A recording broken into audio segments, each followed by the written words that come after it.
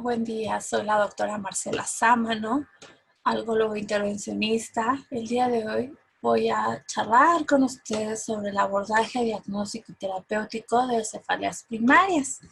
Este tema es un tema relevante, ya que las cefaleas son de las causas más frecuentes de consulta general. Se considera que está dentro de las primeras 10 causas a nivel mundial. El 90% de la población general mundial ha presentado por lo menos un episodio de cefalea en su vida y el 50% lo ha sufrido en el último año. Gran porcentaje de estos pacientes se automedican y nunca consultan al médico. Esto es relevante, ¿por qué? Porque cuando van a buscar al médico es porque ya se automedicaron grandes cantidades de fármacos o bien tienen alguna complicación de la cefalea. Además, es importante porque las cefaleas son un síntoma con un espectro de causas muy amplio, muy heterogéneo, que va desde las cefaleas primarias sin una causa aparente hasta hemorragias intracraneales, isquemia, metástasis en sistema nervioso central, entre otras tantas, como pueden ser también enfermedades sistémicas que den lugar a cefaleas. ¿Qué es la cefalea? Es una sensación dolorosa de la bóveda craneal, la parte alta del cuello nuca y en la mitad superior de la cara, normalmente pues, conocida como la frente. Esto es una cefalea, cualquier dolor en esta área se considera una cefalea. Para poder diferenciar los diagnósticos de cefalea, existe un consenso que se ve plasmado en lo que es la clasificación internacional de cefaleas, que actualmente va en la tercera edición. Esta herramienta es importante porque nos va a ayudar a hacer un diagnóstico de qué tipo de cefalea nos estamos enfrentando y a que sea homogéneo, quien sea quien haga la clasificación diagnóstica, va a ser igual porque pues, tenemos criterios muy fijos para cada tipo de cefalea. Bien, según esta clasificación, existen cefaleas primarias y secundarias. Las cefaleas primarias incluyen 4 tipos, de los cuales 3 son los más comunes y a los cuales nos vamos a centrar en platicar el día de hoy, que son la migraña, la cefalea tensional y las cefaleas trigémino-autonómicas. Estas son relevantes porque se pueden presentar en cualquier grupo etario, desde niños y adolescentes. Específicamente la migraña tiene una prevalencia en este grupo de un 7.7%. La cefalea tensional es la más común y va a tener una prevalencia hasta un 52%. Es importante recalcar que el 3% de la población mundial tiene dolor de cabeza crónico y de estos solamente el 10% son secundarios. Esto quiere decir que el 90% de las cefaleas crónicas son cefaleas primarias y tenemos que darles un tratamiento como tal.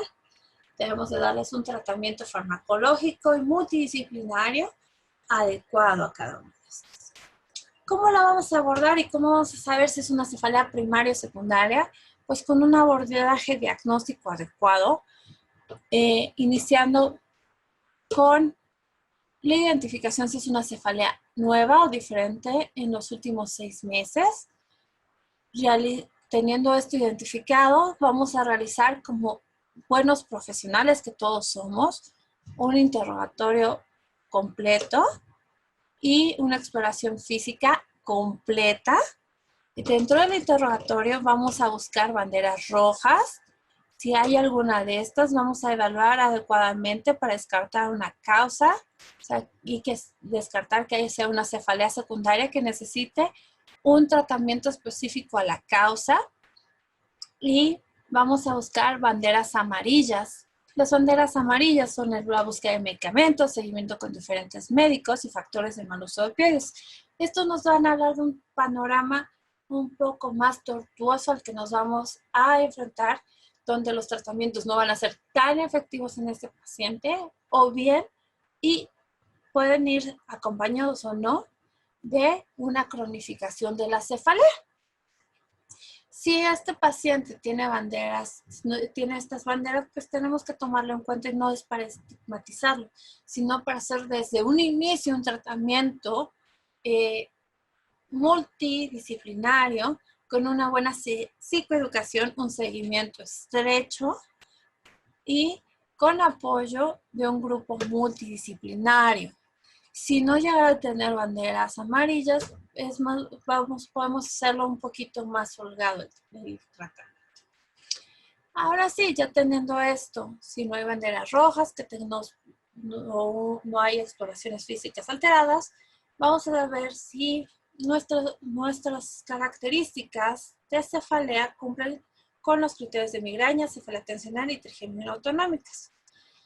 Según las características o la clasificación que se encuentra en la clasificación internacional de cefaleas, que la mencionamos anteriormente. Ya si las vamos a encajonar en alguna de estas cefaleas y encajonándolas, dando el diagnóstico de una migraña, una cefalea tensional o una trigémino autonómica, si el paciente tiene dolor, vamos a empezar con tratamiento agudo, y si tiene alguna característica que nos haga sospechar de una cefalea crónica o con complicación primaria, vamos a iniciar una profilaxis. Y siempre iniciar un manejo no farmacológico, que inicia con una psicoeducación y puede o no ir acompañada de un equipo multidisciplinario, que puede ser desde nutriólogo, que le ayuda a saber qué comidas pueden ser las que detonen un poquito más las cefaleas, un psicólogo o un psiquiatra, para que nos ayude a tratar también la parte emocional que puede verse afectada por las cefaleas, etc. Si a pesar de esto el paciente no tiene una buena respuesta, considera un manejo multidisciplinario especializado, donde se aborde un poquito más profundo al paciente y se puede realizar no solamente un manejo global, como lo veníamos, se puede hacer desde el inicio, sino también procedimientos intervencionistas como bloqueos occipitales, esfenopalatinos, trigéminos, etcétera, o administración de toxina botulínica. Vamos a iniciar teniendo un paciente con una cefalea reciente o que ha cambiado en los últimos 6 meses. Vamos a hacer una anamnesis completa, donde vamos a considerar el tiempo de evolución, localización, las características de la cefalea, si es pulsátil, opresiva, punzante, las frecuencias de las crisis, la duración de cada episodio, la intensidad, los síntomas acompañantes, los exacerbantes, los atenuantes, uso y abuso de analgésicos, porque puede ser hasta una causa de cefalea o de complicación de cefalea, como lo habíamos dicho. Los síntomas que pueden preceder la cefalea también son importantes, además de preguntar siempre si existen fármacos que puedan provocar la cefalea, como nifedipino, sildenafil, nitritos, o uso de anticoagulantes por los riesgos que esto conlleva de hemorragias. Hacer un examen físico con un actividad completo desde presión arterial, frecuencia cardíaca, ya que esto puede también traducirse el aumento o exacerbaciones de las cefaleas en general. Una evaluación craneofacial de puntos miofasciales occipitos cervicales que pueden estar empeorando el cuadro de cefalea o ser parte de la cefalea per se. Dolor a la palpación sinusal, alteraciones de la articulación temporomandibular, como un examen neurológico completo. Esto quiere decir que hasta signos de Babinski, irritación meningia, debemos incluir. Fondo de ojo también es importante. A pesar de hacer una exploración física completa, hay que recordar que el gold estándar diagnóstico es la historia clínica. Entonces, haciendo todo esto, tenemos que recordar que vamos a poner un énfasis muy, muy importante en banderas rojas y vamos a ver cuáles son.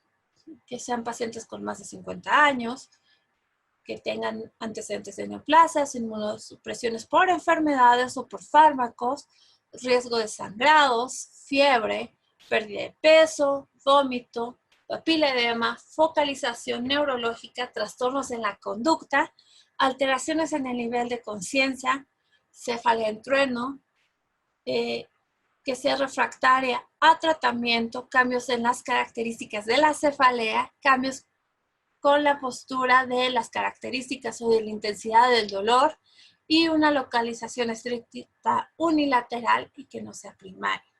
Todos estos, cuando se tenga uno o más de estos, deben ser datos de alarma que nos indique que vamos a hacer, como decíamos, un análisis para descartar o estudios para descartar que sea una cefalea secundaria.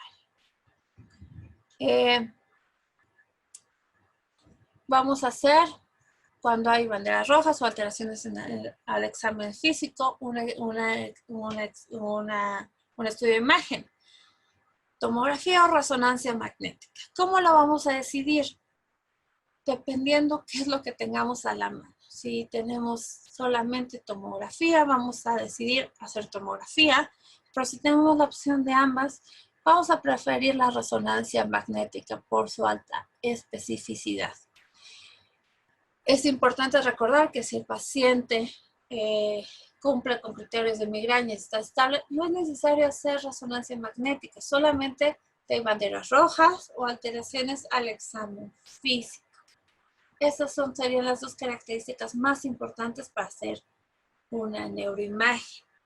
Y puede complementarse si nosotros estamos sospechando que no es suficiente de otros estudios como punción lumbar, cuando pensamos en infecciones del sistema nervioso central o hemorragias subaracnoideas, exámenes de laboratorio cuando pensamos en enfermedades sistémicas principalmente, y electroencefalograma cuando existen episodios de compromiso de conciencia asociados al dolor, que esto puede verse en tanto en cefaleas primarias como en secundarias.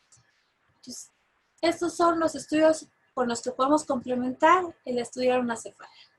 Si nosotros tenemos claro que no hay banderas rojas, una exploración física normal, vamos a seguir con el puro diagnóstico sin necesidad de imagen, porque dijimos que el gol estándar es la historia clínica. Si hay alteraciones de estos, pedimos estos estudios.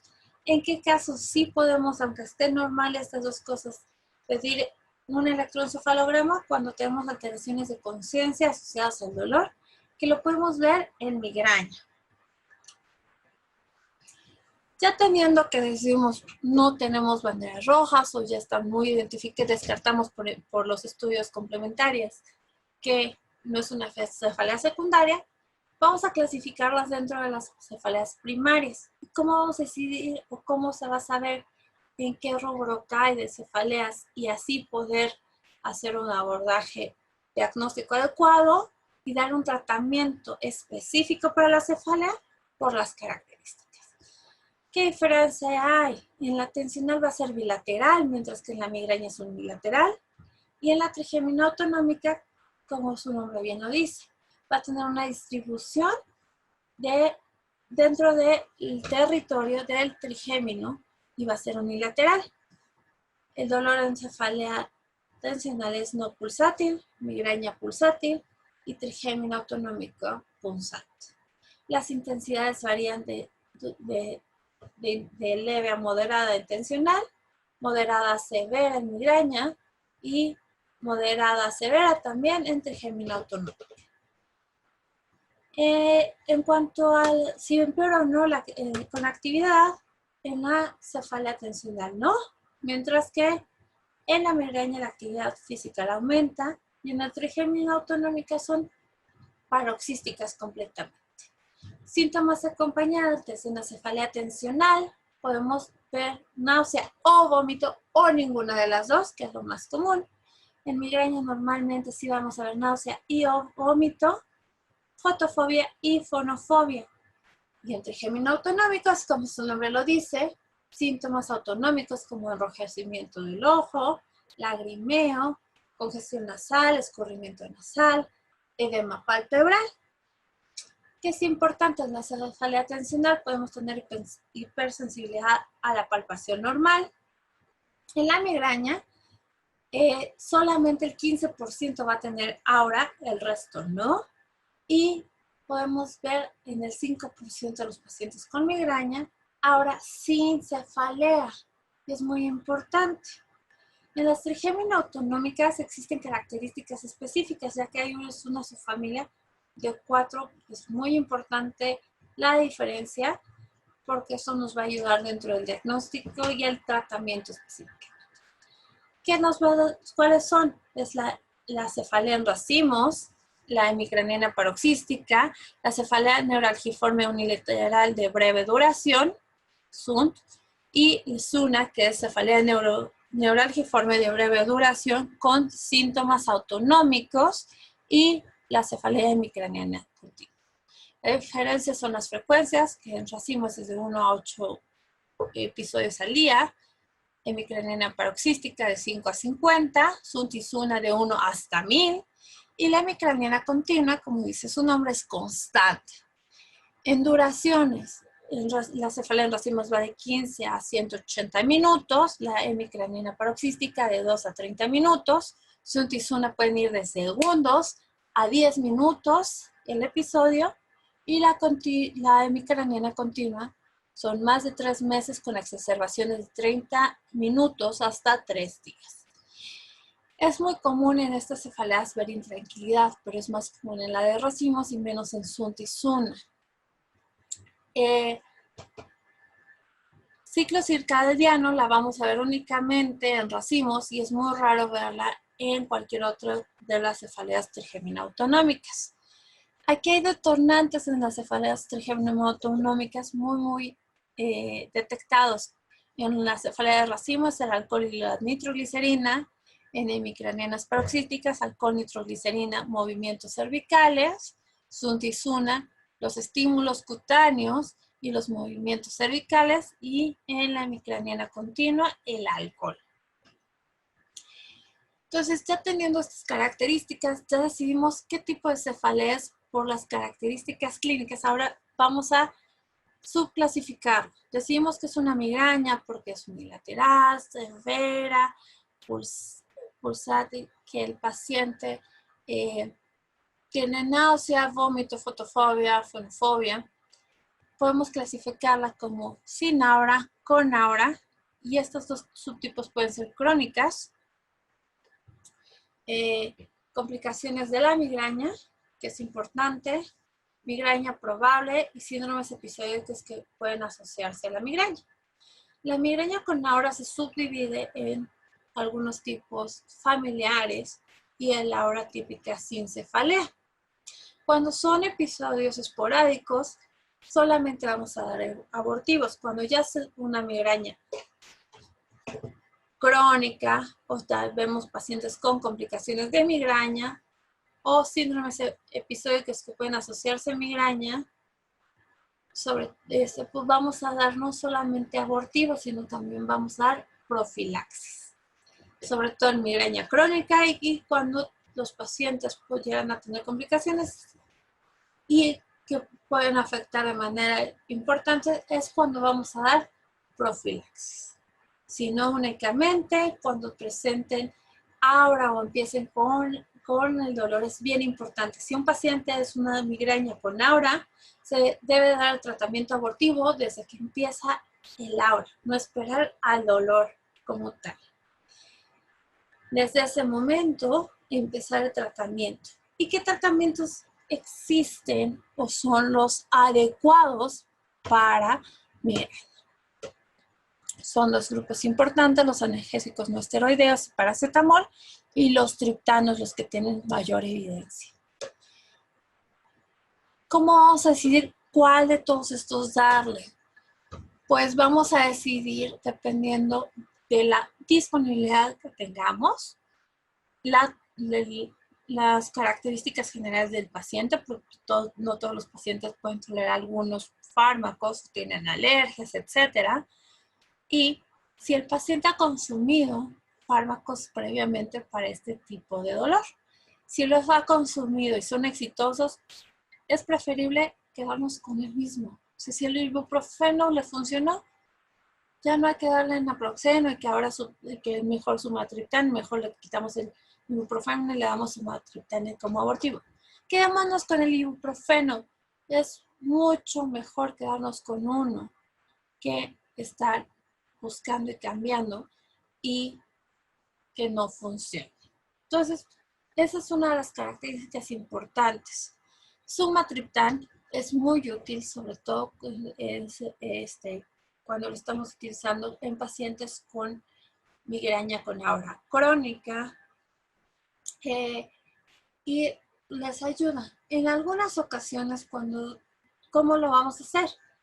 Damos la primera dosis, sobre todo en ibuprofeno, yo les recomiendo que la dosis no sea de 200 miligramos, solamente en casos muy específicos, que el paciente sea pequeño, una mujer, empezar con 200 miligramos dosis. Lo ideal es empezar con 400 miligramos dosis. Si no, el paracetamol también nos da 500 miligramos o 350. Si es una migraña, lo ideal es empezar con dosis de 1 gramo, igual que aspirina. ¿Ok? Eso es muy importante, no dar dosis subterapéuticas porque si no, no vamos a tener el efecto que nosotros deseamos. Vamos a escoger cualquiera de estos dependiendo de las características de nuestro paciente y la disponibilidad que tengamos. Vamos a dar una dosis, vamos a esperar el efecto. Más o menos el tiempo de espera para todos estos fármacos es de 1 hora. Si no vemos un efecto, podemos repetir una segunda dosis sin llegar a dosis topes de cualquiera de estos. Si no es efectiva en la segunda dosis, tenemos que cambiar el fármaco para lograr el efecto analgésico inmediato. Es importante recalcar que no se debe dar ninguno de estos fármacos, no solamente el mismo, ninguno de estos, más de 10 días al mes, porque si no podemos tener una complicación que es la cefalea por analgésicos, por medicamentos. Si no tenemos todos estos o no han sido efectivos, podemos ir a los fármacos que tienen un nivel de evidencia B, que son los ANA o el paracetamol en combinación con la cafeína. Y la cafeína en dosis de 60 a 200 miligramos ha demostrado ser efectiva. Entonces, no importa si se mueve en este rango la cafeína, podemos utilizarlo como una segunda línea de tratamiento en migraña. ¿Para qué nos sirve la cafeína? Como tal, el mayor efecto no es analgésico o vasodilatación, como muchas veces se ha pensado, sino que aumenta la absorción del AINE y esto nos da una mejor analgesia. ¿Ok? Como decíamos, si tenemos una migraña crónica o una migraña o complicaciones de migraña, vamos a empezar con tratamientos profilácticos. ¿Ok? Es bien importante que en estos pacientes demos profilaxis. Bueno, vamos a dar profilaxis en los pacientes y cuáles son los que vamos a utilizar inicialmente. Topiramato con dosis iniciales de 250 a 100 miligramos. Recomiendo el inicio de esta dosis por la noche por los efectos secundarios. Uno de los efectos menos tolerables del topiramato son las disestesis que puede causar y la somnolencia y marea. Entonces, si lo empezamos en la noche, puede ser que haya una mejor tolerancia. Y en la noche me refiero entre 8 de la noche más o menos, 9 de la noche. No más tarde para que se tenga el efecto ya cuando el paciente se vaya a dormir y no empiece el efecto más tarde y se despierte todavía con efectos residuales. También podemos utilizar propanolol o metoprolol y timolol como parte de los tratamientos profilácticos que tienen mejor evidencia. Si estos no están disponibles, el paciente tiene contraindicaciones de estos o no son tolerados, vamos a irnos con los fármacos que tienen un nivel de evidencia B, que son la venlafaxina, amitriptilina, nadolol, atenolol, y podemos también usar la inyección de toxina botulínica, y esta se va a realizar hasta 4 veces al año dependiendo de los cuadros del paciente. Si estos fármacos no son efectivos o no los tenemos al alcance, o bien efectos secundarios, podemos irnos con los fármacos que tienen un nivel de evidencias, como están el sartán, carbamazepina, citrato de magnesio, riboflavina, coenzima Q10 y la tizanidina. La tizanidina es útil en muchos casos donde hay también hipersensibilidad y contractura secundaria. ¿Okay? Entonces, es importante conocerlos y saber que inicialmente vamos a irnos con beta bloqueadores o topiramato. Y si no funcionan, están los antidepresivos que son muy buenos, que nos sirven para migraña y para cefalea tensional. Y en este caso también la toxina botulínica. Dentro de estos son los fármacos que están bien estudiados y que se ha visto que tienen una gran efectividad. Existen otros fármacos en estudio que se están viendo que tienen una efectividad, pero todavía no hay una evidencia clara de qué tanta respuesta hay a esto. Es como los inhibidores de gen relacionada al péptido de la calcitonina, que también se pueden utilizar en migraña. Muy bien.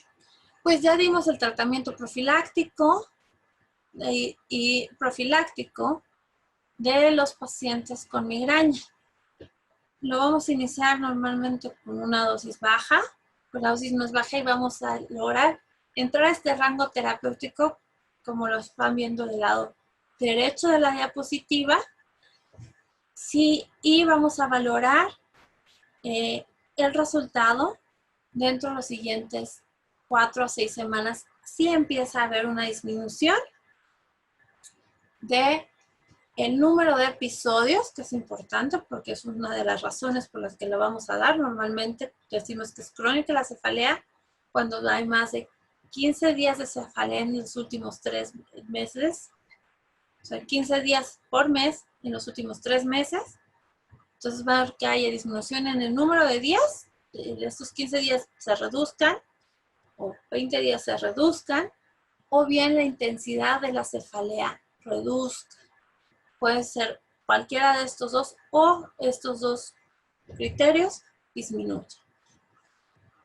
Si no disminuyen, es cuando buscamos aumentar la dosis para llegar al rango a la parte más alta del rango, o bien podemos cambiar. Lo ideal es cambiar el fármaco profiláctico y no combinarlos para tener una mejor respuesta y menos riesgo de efectos adversos.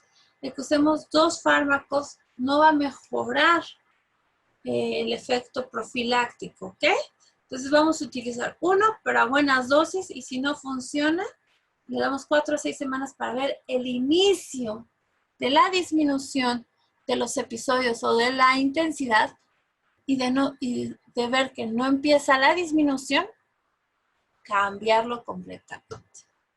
Si vemos que empieza a haber una disminución en cualquiera de estos dos, lo continuamos ajustando dosis, aumentándolas hasta tener un buen efecto sin efectos adversos. Si el paciente ya empieza a no tener migrañas, episodios de migrañas, vamos a dejar el fármaco de 2 a 3 meses después de que ya no se presente migraña, y lo vamos a empezar a retirar también gradualmente. Vamos a ir disminuyendo las dosis hasta poderlo retirar, y eso es muy importante. En la cefalea de tipo tensional también la vamos a subdividir en cefaleas episódicas infrecuentes de tipo tensional, cefaleas episódicas frecuentes de tipo tensional, cefalea crónica de tipo tensional y cefalea de tipo tensional probable. A la primera no le vamos a dar profilaxis, únicamente abortivos en caso de que haya un episodio doloroso. A la tipo tensional frecuente y a la crónica es donde vamos a usar la profilaxis.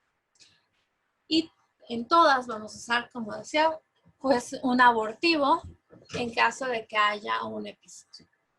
Todas se van a subdividir como cefaleas tensionales con hipersensibilidad pericraneal y sin hipersensibilidad pericraneal. Cuando hay hipersensibilidad pericraneal se pueden ver beneficiados de no solamente la profilaxis, sino también de la aplicación de masaje local, fisioterapia o bien relajantes musculares en algunos de los casos, como un coadyuvante a los abortivos. El abortivo de la acción en cefalea tensional es el ibuprofeno en dosis de 400 miligramos a 800 miligramos dosis, sin sobrepasar la dosis máxima al día. Esto podemos repetirlo cada 4 a 8 horas, dependiendo del cuadro del paciente y la dosis que nosotros utilicemos. Si esta no es efectivo, podemos utilizar pues los fármacos con un nivel de evidencia B, que es AINE en combinación con cafeína, con las mismas dosis de cafeína que en migraña, ketoprofeno, aspirina, naproxeno solo, diclofenaco, paracetamol y ketorolaco. Entonces pueden ir solos o acompañados de cafeína con la misma efectividad aparente. Como decíamos, si hay una contraindicación de estos fármacos es cuando no los vamos a utilizar o bien que no sean efectivos. Y nos vamos a quedar con el que hayamos visto que a este paciente le funciona y a la dosis que el paciente le funciona. Porque cada paciente es diferente. Cada paciente es un individuo que responde diferente a diferentes terapias. Y vamos a dar profilaxis como cuando tenemos una cefalea tensional frecuente o crónica. Y aquí el de elección va a ser amitriptilina, con dosis de 10 a 75 miligramos al día. Si no fuera efectivo o hay contraindicaciones para su uso o no hay disponibilidad, vamos a irnos con los que tengan nivel de evidencia B, que es la clomipramina, mianceprina, mirtazapina y venlafaxina.